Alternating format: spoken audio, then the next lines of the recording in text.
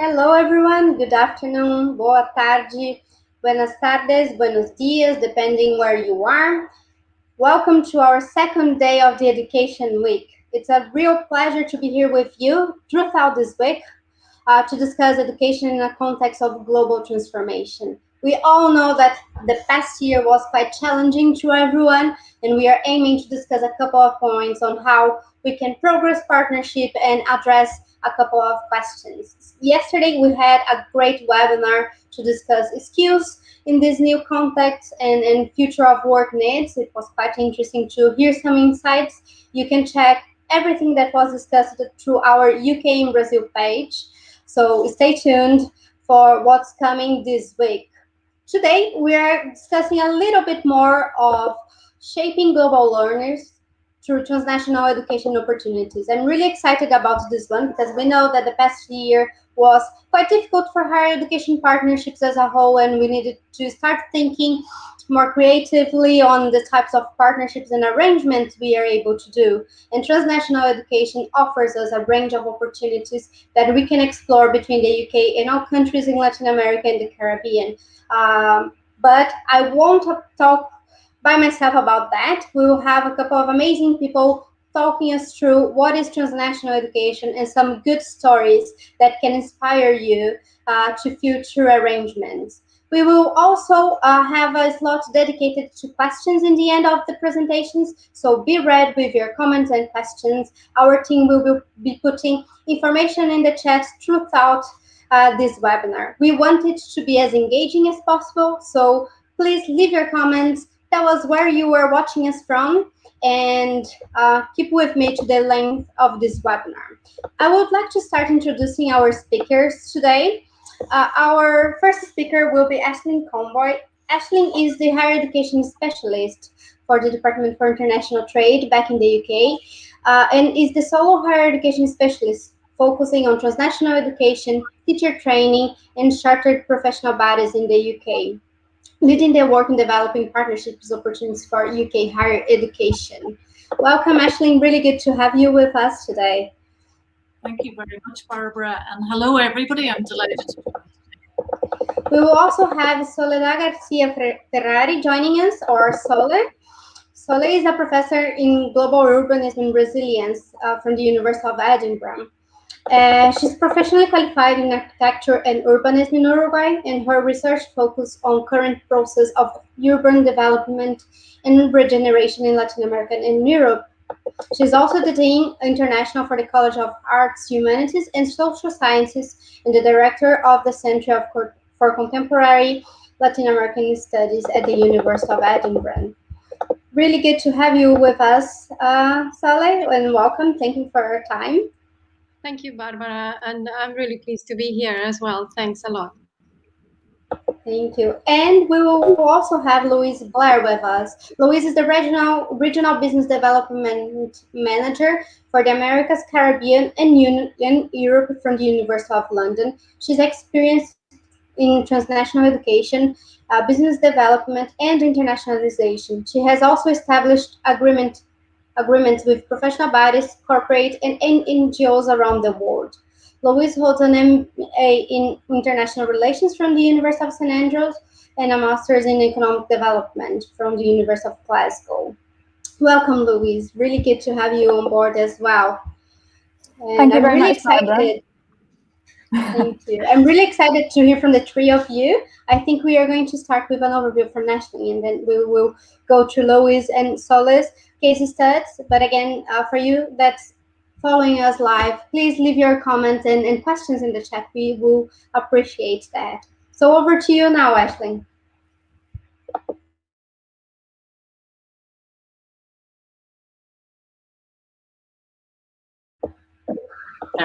Unmuted. Thank you very much, Barbara, and hello, everybody. I'm delighted to see that we have so many people from such exciting places.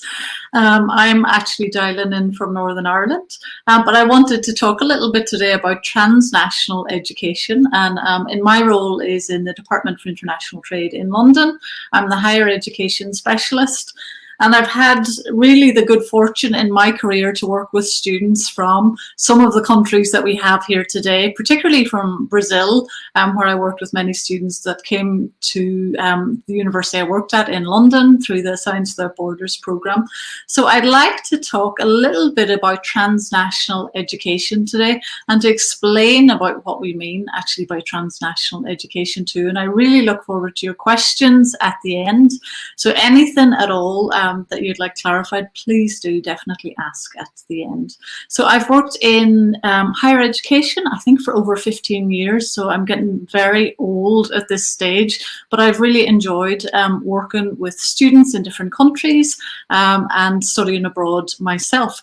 But when we talk about transnational education, what we mean really is UK education delivered in Latin America or in your country. So UK universities have a really, really broad footprint globally and offer degrees in partnerships with many institutions all over the world. So as much as we are very keen to host international students in the UK, we also really want to make sure that we can offer high quality education in partnership with universities and institutions around the world.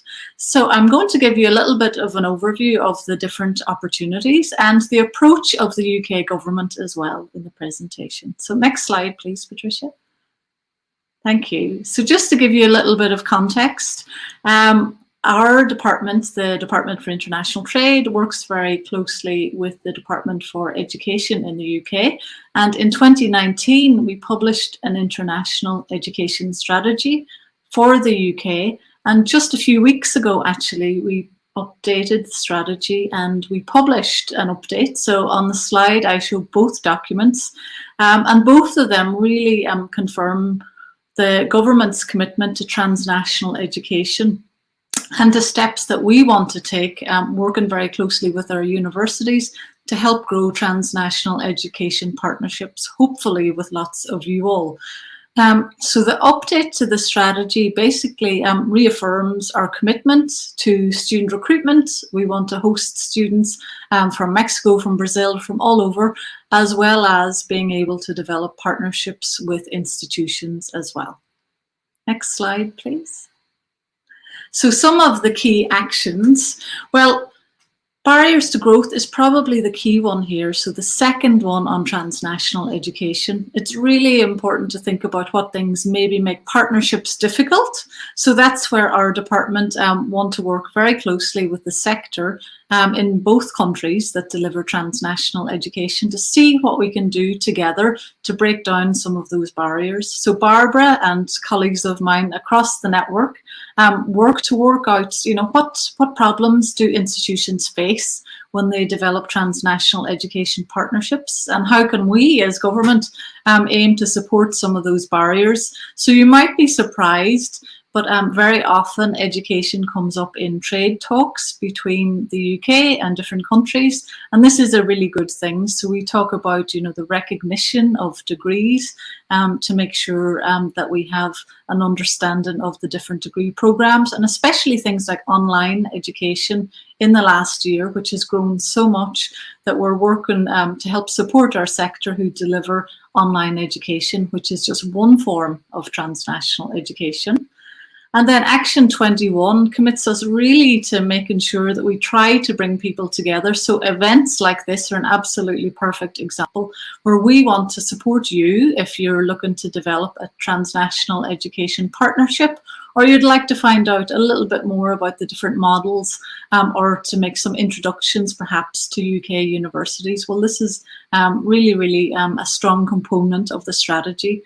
So in DIT, we work very closely with the British Council and we work with Universities UK International, which is the sector body which represents universities in the UK. Next slide, please. Okay, so how can we support growth? Well, I think forums where we bring people together are really important. So actually, one of the things in the last year, we're all very sad that we can't be with you today in person, but hopefully in time we can meet again together, enjoy some cultural exchange as well. But one of the great benefits, I think, in the last year is we've had so many different events and webinars where we can bring people together, and to some extent the distance between us we've become closer, I think, in ways. So we really want to continue supporting collaboration and development. And all of us know, it's increasingly challenging to deliver education for all of us with the impact of COVID and changes in the last year. Universities have done a brilliant, brilliant job to adapt to very challenging times and to offering education through online learning, which was something we probably none of us ever thought would happen so rapidly, other than what's happened in the last year. So definitely government to government engagement is really key for us. So we want to make sure that any of the barriers that you face, that you let us know what they are, and we can see if we can resolve them. So within trade negotiations and free trade agreements as well, it's really important that we listen to the voice of the education sector and our partners as well. So we do want you to keep in touch with us and utilise the network of the Department for International Trade and the British Council that are in lots of your countries that can help you access support for partnership development. Next slide, please. Thank you. So the UK experience of transnational education, well, part of this that I've come up with today is from my experience working in universities and also my experience working in the UK government to develop partnerships. I think it's really, really important when you start to think about partnerships that you have a clear rationale for what you want, and that the partnerships are mutually beneficial. So perhaps it's that you want to develop partnerships in a certain subject area. Is there scope to also look at different subject areas? Or maybe you have a strategy for internationalization, and transnational education is part of that. But you might also want to think about student exchange and student mobility. So there's lots and lots of different components to internationalization. And one of the things that I think is really interesting from the UK and a recent development is that we have the new Turing scheme, and that's a scheme where students from the UK can study abroad with funding from the UK government. And I'm really, really hopeful that we can get more of our students to study with you in future as well. And one of the good things about this new programme is it also entails short-term mobility periods too, for students who are maybe more reticent or maybe they haven't lived away from home before. So we really want to make sure that our partnerships are sustainable and to think in creative ways of how we can utilise those partnerships beyond just transnational education, but that our students can study abroad, that we might work together on research and other areas, that we combine these different aspects of internationalisation. And diversification, this is a really, really strong rationale, not only I think of us in our department, but also I think for universities. We really want to make sure that the links that we have are extensive, and we enjoy receiving students from different countries, but also delivering education in different countries. So as much as possible on our side, we also like to engage with universities in the UK and tell them about the opportunities and the different initiatives and government policies in different countries that might impact partnership development. And I think the depth of transnational education, it's really important. Transnational education, in essence, it's any UK degree delivered in another country. There's lots of ways this can happen, from a branch campus to online and blended delivery to joint and dual degrees. And sometimes I think when people think of this, they just think of a university having a big campus overseas. But there's lots and lots of different ways to collaborate and lots of models. So I think if you are interested in partnerships with the UK, that there's flexibility and different models which hopefully will suit your needs as well. And lots of different subjects as well that we can work on together. A lot of transnational education to date has been in business education, but basically all academic fields are covered by our institutions, and they really, really want to work closely with you all as well. Next slide, please. Okay, so what works best? This is my take on what works best. So I think in developing partnerships, it's really, really good to know who does what, which bit is the university in the UK responsible, and which bit perhaps is the university in Brazil responsible for. So depending on the model, these roles and responsibilities may change. So things like quality assurance, who actually delivers the teaching, who markets the degree programs, how do we make sure that the student experience is good, who's responsible for that. So I think from the very start, it's good to have an idea of the type of partnership that you want. And then secondly, regulatory frameworks are really important because sometimes, you know, degrees may not be recognised if they're delivered online, or there may be barriers to transnational partnerships working. So make sure that you know for your context what's actually feasible and permitted, and maybe look to some of the other institutions that you know who have partnerships with the UK and see what those models are and what works best. So I think it's really good to be flexible and to keep an open mind. And from our point of view, and I think UK universities, we always want to know how we can help you.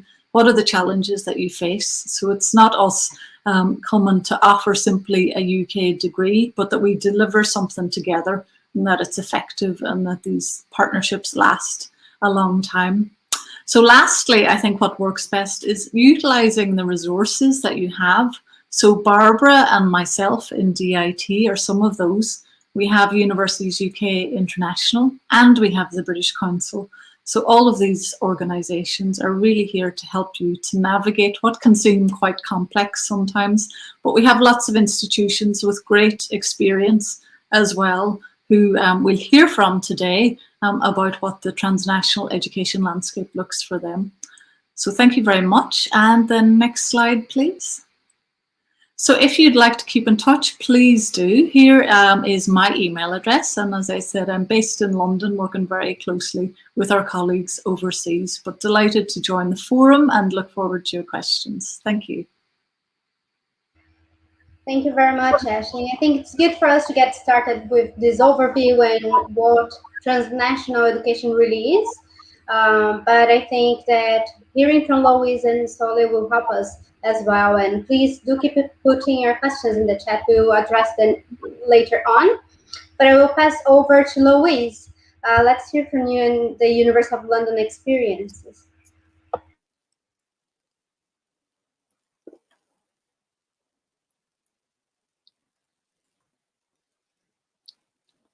Hi there. Thank you very much, Barbara, for that. Yeah, thank you very much for inviting me. It's a pleasure to be here as well, to speak to so many of you and take this opportunity, as Aisling says, particularly at this time. So as you said, my name is Louise Blair. I'm the Regional Business Development Manager for the Americas and Caribbean at the University, Americas, Caribbean and Europe at the University of London. So I'm just going to give a little overview of how the University of London works, as it's a different kind of model from a lot of campus universities, so it's quite important to put that into context. But then specifically to look at how we kind of work around the world, how our TNE partnerships work, and then how we are in Latin America, and specifically one model which has been quite successful for us in Latin America and where we would also like to expand. So Patricia, if you could just go to the next slide, please. Thank you. So just to give you a little bit of background about the University of London, the University of London was established by Royal Charter in 1836 for the public benefit, and recognised globally at that time. So we were the first university to admit students regardless of race, gender, or religion, which we're very proud of to this day. In 1865, the University of London was actually able to give degrees overseas anywhere in the world. So distance learning is actually not new to the University of London. It's well established within the University of London. So as you can see as well, the University of London is not one college, it's 17 colleges that are part of the university consortium. And transnational education in particular is actually specifically with 11 of those member institutions. So you'll see those institutions there at the bottom, a lot of, I'm sure, logos and names of universities that you'll know well. So London School of Economics, University College London, King's College London, Goldsmith City, Royal Holloway, Birkbeck. Many well-known colleges are part of the University of London and some of the best and most prestigious colleges in the world. Could we go to the next slide, please, Patricia? Thank you. So within the University of London and on the London campuses, we have about 120,000 students. But when we're talking about transnational education, the worldwide programs, we have 50,000 students worldwide. And about half of those students are independent learner students doing distance learning programs. And then the other half are actually studying at teaching centres, which I'll speak more about after. But within our transnational education students, we actually have 7 Nobel Prize winners, and we have incredible alumni that have taken programs overseas. So alumni including people like Nelson Mandela, who took online distance education course by correspondence while he was under house arrest. So we have some really amazing former students at the University of London on the transnational courses. And can we go to the next slide, please? Thank you. So how does it all work? Well, all students, all TNE students for the University of London have access to learning resources. So they have access to subject guides, textbooks, past papers online, but they're also able to access the visual learning environment. And today, with today's technology, that's a big part of how we interact with students. So whether you're at a teaching centre or whether you're an independent learner, you would have the support of, well, you'd have lectures that have been recorded, live webinars, forums, independent peer reviews and things that are all kind of gathered in your visual learning environment. We also have an online library with over 93 million items, databases and e-journals. And then finally, we have teaching centres as well, where they're providing face-to-face support. And we have a stringent quality criteria in order to become a teaching centre. So I'll give you a little bit more information about that now. Can you change the slide, please, Patricia? Thank you. So the University of London has a network of independent recognised teaching centres worldwide, and they're formally recognised by the university to provide tuition support for our students. They're identified as meeting specific and rigorous criteria, and that includes quality, includes facilities, and then they also receive regular monitoring. So the type of institutions, it could be both private, public institutions, it could be universities, and in some cases professional bodies, both private and public. What they do is they provide tutorial support to supplement UOL learning. So it's quite important that we say that, because it's not franchising and it's not outsourcing, which is a different model of TNE, of course. So what the teaching centres really do is they provide the structure, the stimulus, they direct students' learning and revision activity in a conventional environment where they can interact with other students, and where they can also have extracurricular activities that they wouldn't have as an online independent learner. And teaching centres can offer the programme as a single programme, or they can also offer it as a parallel degree. And in Latin America, we actually have examples of both. Can we go to the next slide, please? Thank you. So just to give you a little overview of the University of London in Latin America. We have approximately 750 students in Latin America at the moment, and they're independent learners, they're with teaching centres. Now, one of the reasons we are really excited to work in the region is it's such an incredible and diverse pool of talent. They're really amazing quality institutions, academic excellence in the region. And all of that said, the University of London is still relatively new, and it's set up in Latin America. You know, our history of working globally has traditionally been in we have history in the Caribbean, but it's traditionally been in South Asia, South and Central Asia, in Southeast Asia as well, kind of those parts of the world, the Middle East. So really, Latin America is quite a fresh area of us to be looking at.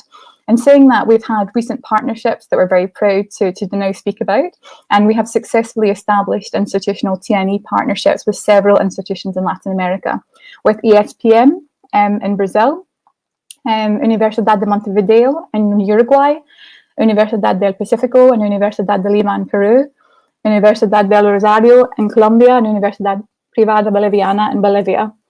So I will speak a little bit more about some of those models in a second, but we also work with regulatory bodies across the region as well, in order to have a better understanding of the TNE barriers that Aisling was speaking about especially, but also as a knowledge exchange, so that we can also share our information, as we have quite an extensive history as well in distance education.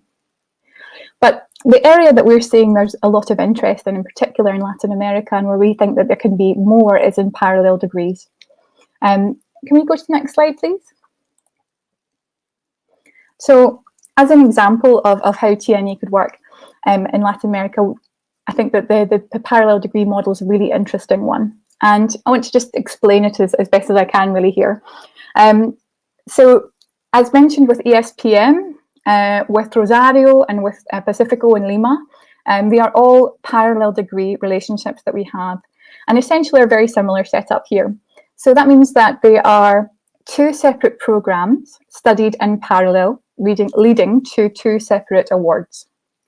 So this means that recognised teaching centres, so their partners become recognised teaching centres, and they deliver their own degree as well as the University of London degree. So students sit separate assessments at one of UL's approved exam centres, as well as their own examinations. What this means is that the university has a wider enrichment of its curriculum. It has enhanced employability for its students and a programme enrichment. So generally with a parallel degree, what we have is that we have partners that are high-ranking quality institutions looking to diversify their portfolio. They want to remain competitive in their own market, and they want to offer opportunities to their academically high-achieving students as well. And all of those things make it very attractive to the institutions in Latin America. And I want to just give you like that little model there at the bottom to show you how it works in real time. So obviously the English degrees are usually 3 years, and the majority of undergraduate Latin American degrees are 4 years. So this actually helps us because it gives that first year time to to improve English language, but also to bring up the academic level in the subject to what would be necessary to come into an English degree. So as an example, we have Pacifico there, and see that in first year, the students at Pacifico would take their own programme in economics. And then in second year, they take the economics programme at Pacifico as well as the University of London programme. And then they sit 2 sets of exams that year, both in Spanish for their own programme and in English for the LSC programme. And then in the same 4 years, they would have completed 2 degree programmes. It's a very similar setup now with ESPM and with Rosario. So in terms of practice, I think it's important just to think about, how it kind of came to be. But of course, the first thing that's really important, and I think Ashley mentioned this as well, is that it is obviously a good an exciting endeavour and an important project for both institutions. That it's going to be that there's a demand on both sides. And then once we have established that there is that demand and that there is that market, then we look at mapping of respective entry criteria and programme content. So in these cases, the students are not doing 2 times as much work, but they are doing additional work. So we generally say sort of 20-25% extra work in order to prepare for different exams, but hopefully those areas would have a lot of crossover, especially in a degree like economics or politics. And then essentially we have an agreement in principle to proceed and go on to our much more rigorous due diligence process for all recognised teaching centres, which includes academic review, financial review, facilities review. I say that not to put any institutions off, but of course we are very diligent in our review of working with the University of London. But we do have excellent partners already, so they have got through that process, not to put you off.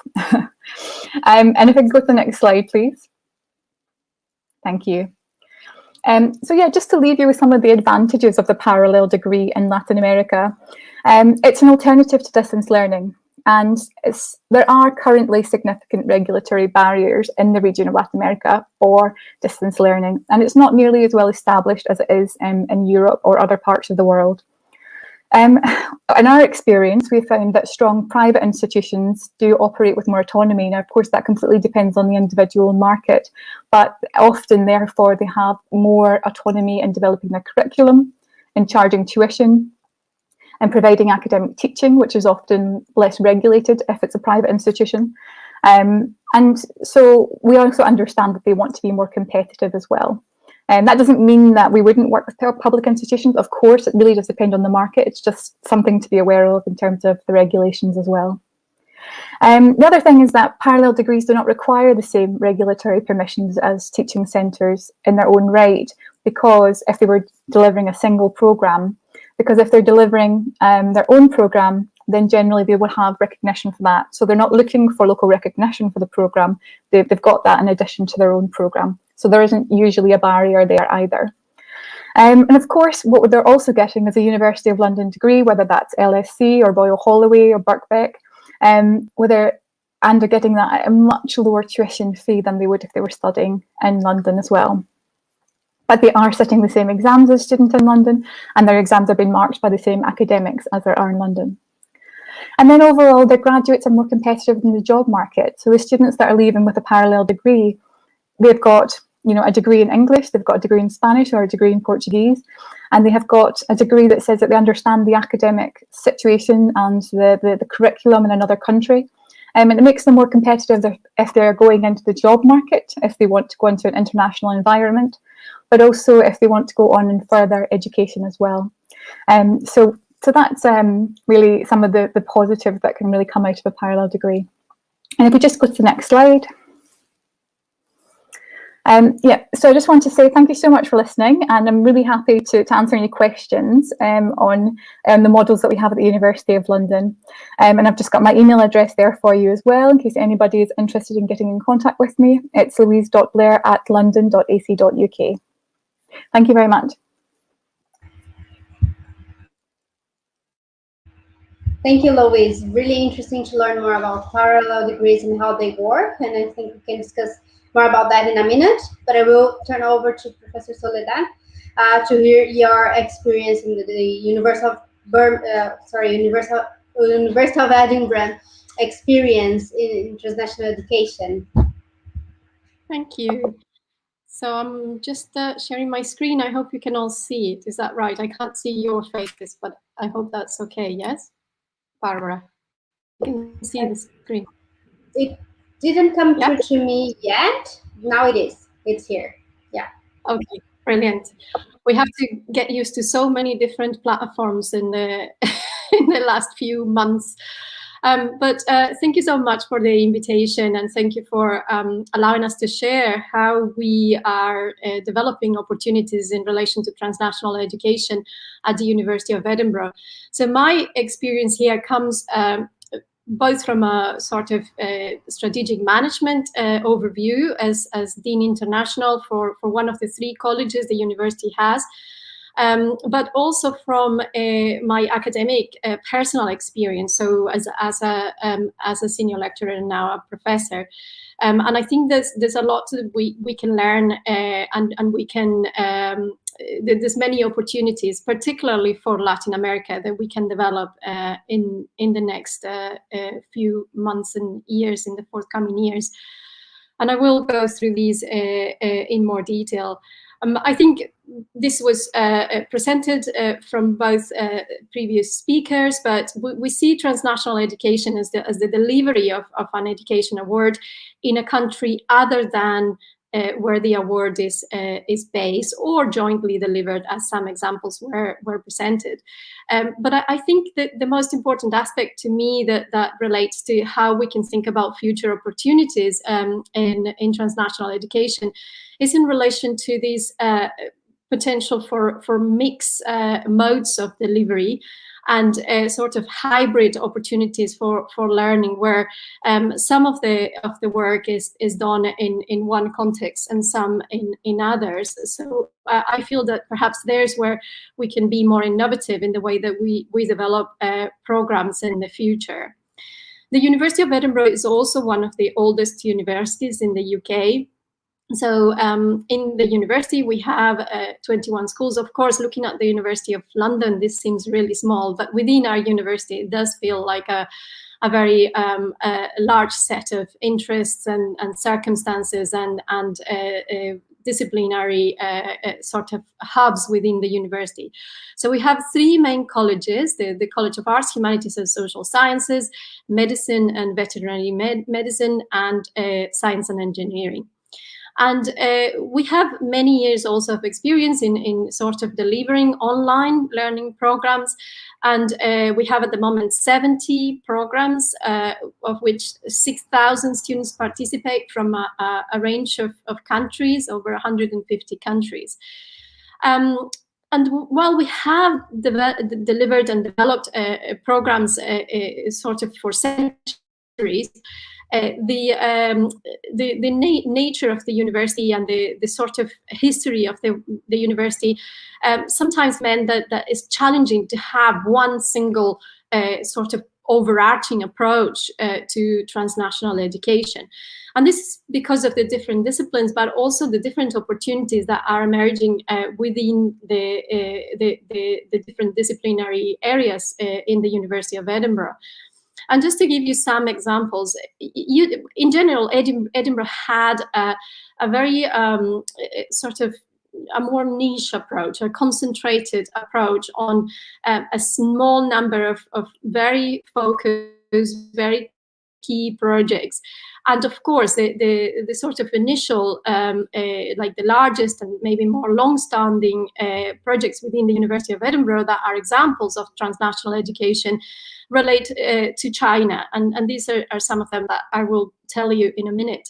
But the key thing here is that we feel transnational education needs to be part of wide development of partnerships, of really close relationships of trust and collaboration that we aim to create with these institutions, which we develop the transnational education programs, together with a large set of other associated benefits here. So we don't think at the moment in terms of transnational education as simply a delivery of a degree program, but we feel that it could be part of a kind of broader conversation around research and exchange opportunities, potential development of different forms of collaboration.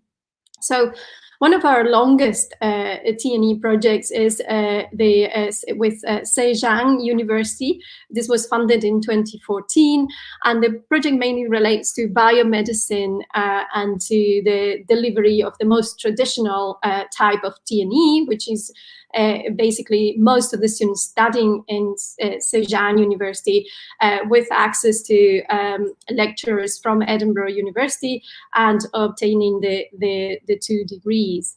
We also have a really interesting collaboration in China and Shanghai with Donghua University, and this is on fashion. And this collaboration, and I think the aim of giving you these examples is to tell you that there's still a lot more to do. There may be some innovation in these forms of collaboration, but I feel we have an opportunity here, and discussing today the potential for this opportunity is really, really useful. So the degree is a joint degree with Donghua University on fashion, and in this case, students start in Donghua University and study there for 2 years, and then come to Edinburgh for year 3 and year 4. But during the first 2 years, they received teaching from our Edinburgh-based academics who have to spend a period of up to 6 weeks in Shanghai, delivering very specific aspects of this curriculum. And this leads to research collaboration and exchange among lecturers, as well as students being exposed to a range of experiences and expertise. And then very recently, we have established a center in a joint institute, which is a new sort of regulation or policy context within China. And this joint institute is called the Low Carbon College, the China-UK Low Carbon College, and delivers at the moment a master's degree on low carbon. And in this case, all of the students are in Shanghai again, and they access to online resources from Edinburgh-based academics, whereas the Donghua University one has a lot more of physical collaboration. Also because students work in a very sort of creative thinking studio environment, which requires more physical exchange. And looking into other examples, and particularly opportunities in Latin America. Of course, we are working really hard to think about and really involving in our future plans collaboration across other regions. Obviously, universities in the UK have a challenge, and a kind of growing challenge in relation to Europe. So we have a really exciting alliance, and the University of Edinburgh is the only UK university that participates from Una Europa, which is a collaboration amongst 7 universities in Europe for the development and delivery of joint degrees, joint research collaboration, as well as thinking about the university of the future. And again, it's just to give you examples on how these opportunities could begin to emerge with other regions. I am having currently conversations with networks in Latin America, networks of universities in Latin America, who we could collaborate to develop ideas for collaboration. One particular example we are very proud of in Edinburgh is our dual award with Universidad Católica in Chile. It's a PhD award. This started with the School of Engineering for students in engineering, but it has now grown to include students in anthropology. And the interesting thing about this is that it is offered to students in Universidad Católica who are from backgrounds, indigenous backgrounds, who have studied a degree in undergraduate degree in Universidad Católica in anthropology and want to continue to PhD and can access to these dual PhD with the University of Edinburgh. So it's really interesting in relation to widening participation and ensuring that those from more disadvantaged communities can access this level of education. And then we have a really interesting ongoing collaboration with the University of Switzerland in South Africa, WITS. And this is fascinating because it's helping us to start thinking what could a sort of global degree look like. So it's a lot more flexibility in the delivery of this degree, with students mostly studying in South Africa, but participating from semesters in Edinburgh physically, but also open to a number of online resources. And the fascinating aspect of the collaboration with WITS is the fact that we are working together in the development of the degree. So the collaboration is very much at the very early stage of what this degree could be about, and how can we design a curriculum that brings the students a range of opportunities and skills that are not only those that relate to the discipline, but also transferable skills, ability to think about their role in delivering sustainable development goals, for example, or their responsibility in relation to sustainability and climate change.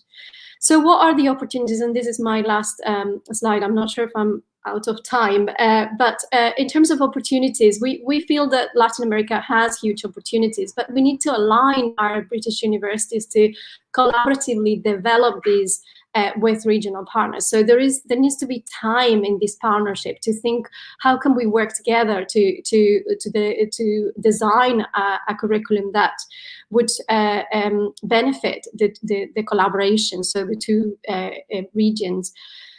So the broader objectives of the partnerships, teaching, research, development, and try to strengthen the partner institutions, I feel is key. We need to increase the subject areas. This was mentioned before, non-traditional subjects. We need to be really creative in terms of modes of delivery and sort of strict policies in relation to the semester's times and how we can create a collaboration which is perhaps out with the traditional year that we have in the UK, and be more open to the timetable in other regions. and again, co-creating the curriculum, working collaboratively. And of course, COVID-19 has promoted a re-evaluation of opportunities and open capacity to teach and engage online. So how can we continue to manage these, maybe redevelop this? Widening participation, I don't think this is a national responsibility. This is also a global responsibility. So how can these programs contribute to ensuring wider access to education and training in both regions? And a key one to finish is engaging with academic staff. I think we tend to discuss all of these things very much at the strategic level. And one of the challenges we found is that we need to make sure that there are benefits, that academic staff participate in thinking why these collaborations are useful, and how they could maybe have other benefits from this towards research, development, and knowledge exchange. So finally, I just have again my name and email address, as well as the website details for the University of Edinburgh Global Partnerships. I hope that wasn't too long, Barbara. Shall I just stop sharing my screen? Not at all. I think it was quite interesting to see a different model and different requirements. I think parallel degrees and PhD awards and other sorts of partnerships, they require different things. So I do appreciate that you mentioned about curriculum, get staff engaged and all of that. I think it's really valuable. Thank you so much for all the presentations. We have a couple of comments in the chat, but I wanted to start with one I prepared here while I listened to you speaking. I know that you mentioned about being innovative, about the sort of partnerships we are able to develop, also about flexibility. So I was wondering, how do you see that TNE partnerships could be shaped moving forward, considering the pandemics and the impact of COVID-19 in all the arrangements we have?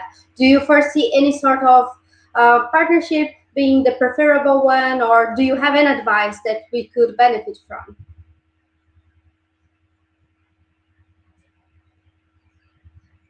Over to the three of you.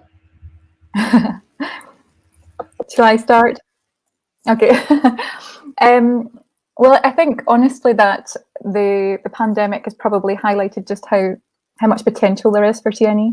You know, one of the things that, I mean, obviously it's been a massive challenge for universities on their campuses. So, you know, in terms of just administration and all of the problems that they've had to go through, you know, it might distract your attention away from thinking about partnerships in general. However, I think now that we're at this stage, realizing that actually it could be quite a while before it's going to be so easy to travel again, and you know, for those kinds of student exchanges. So I think universities are thinking about alternatives. And for us, of course, I mentioned at the presentation, but something like a parallel degree really does give universities the opportunity to offer something international without having the barriers of travel, and being able to get that international degree in their own country at a much more affordable cost. I mean, and cost is another factor, of course, because the pandemic has hit all of our economies quite hard. So there will be a significant emphasis on the tuition as well. And another thing about TNE is that it can be a much more affordable option for universities. So, I mean, I think also potentially areas such as distance learning in general might also be more interesting for students in Latin America who may be seeking to get UK degrees. They may be looking at where they can get them. So that's also a very interesting probably place to start as well. But yeah, again, I'd be very keen to explore parallel degrees, and I think that the interest we've had in the last year in conversations this last difficult year shows that there is appetite for it, and that institutions are looking for it. Great, thank you, Louise. Aisling, Sole, any other comments you'd like to add? Yeah, thanks, Barbara. I think I definitely agree with Louise. I guess this year has been so challenging for all of us, and people have had to really think how to do things differently. But one of the good things I think to come out of this year has been the enhanced kind of use of digital technology. If you think how many people we have on the call today, we may not have met in other circumstances, you know, if it involved travel and so on. So I think one of the positive impacts maybe of COVID is the utilization of technology in a way that we probably didn't totally do before.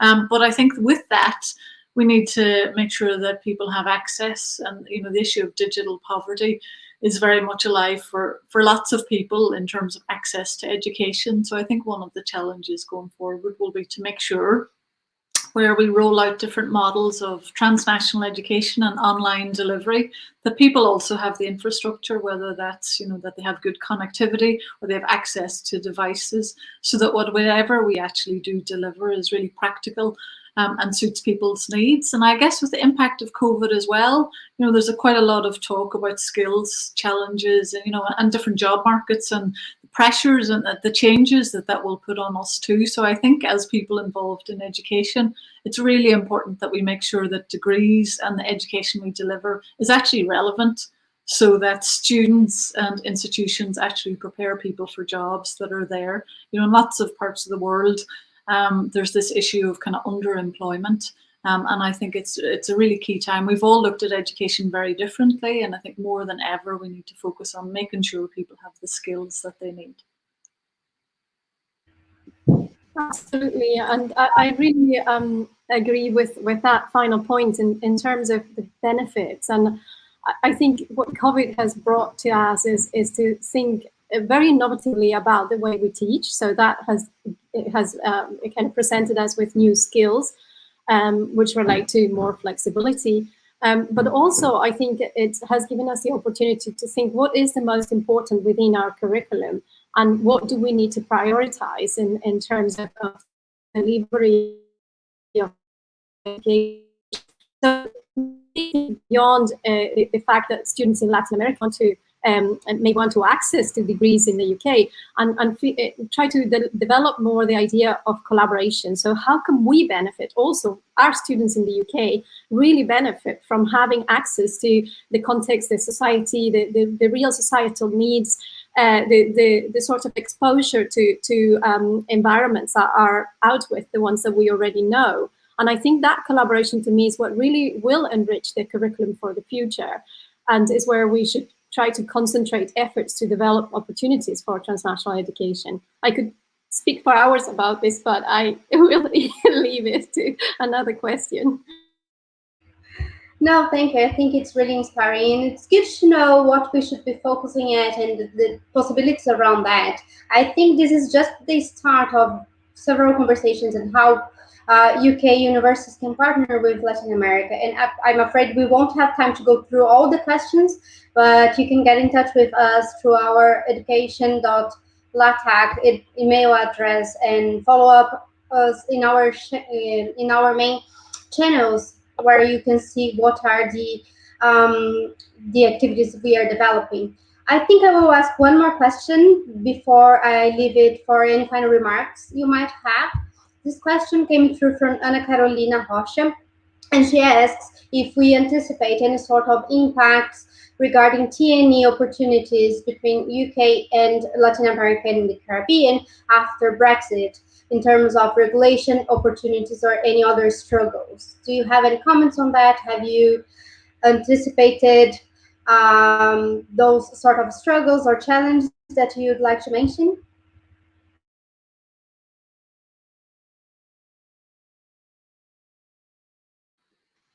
Perhaps I'll go first briefly, but I think our universities will probably have a good idea on this too. I guess the impact of Brexit is huge, but actually partnerships with EU countries are still really important to the UK. So actually in the last year or two, partnerships, T&E partnerships in particular, have grown in Europe between UK universities. So even though we've left the EU, we haven't left Europe.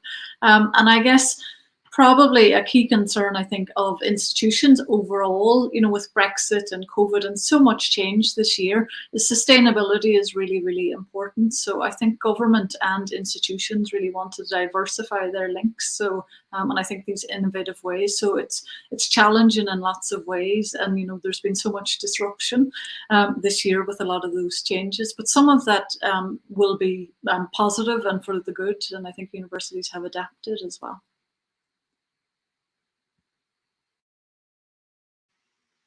I don't know, Louise, if you have any thoughts, but briefly building on this, I guess opportunities will come from the sort of innovative approaches would have to be global. So there's no preference now for Europe or no special relationship with Europe.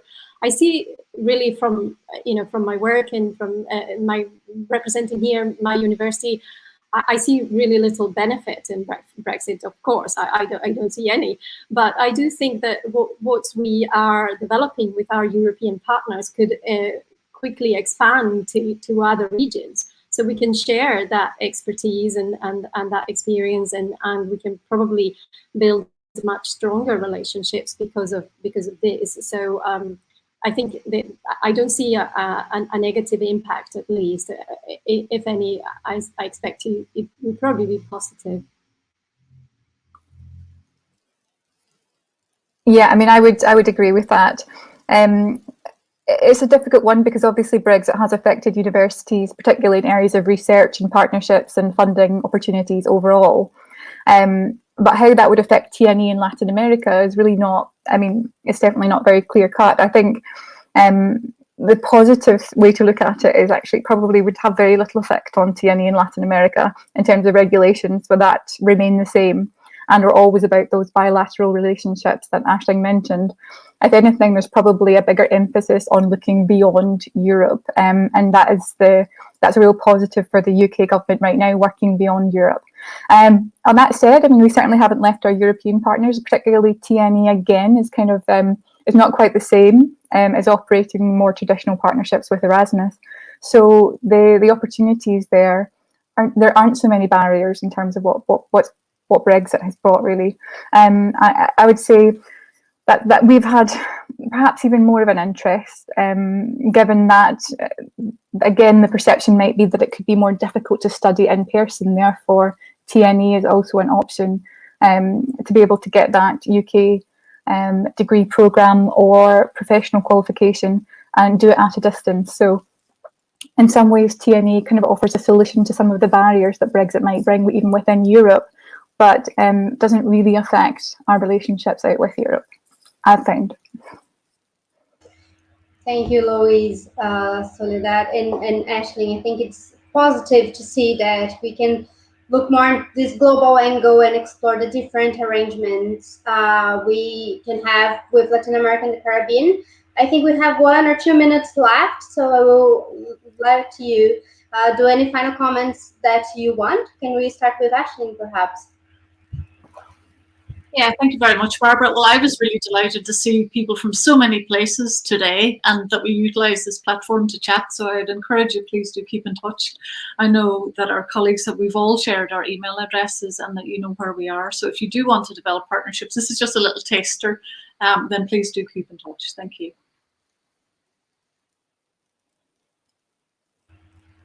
Thank you. We go to Sole next?